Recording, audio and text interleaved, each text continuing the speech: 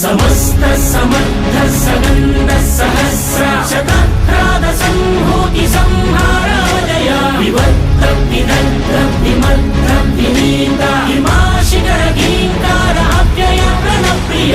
ఆరు చిచ్చుల మండె కపట బుద్ధితో మానవాళి బ్రతుకు మలుగుతున్నదా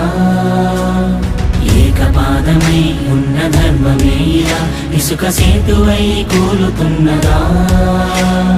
ఆధరణి కన్నీరు తుడిచేందుకు నీరాకకే వేచరా ఆసుర రాజ్యాన్ని అణిచేందుకు సాయాన్ని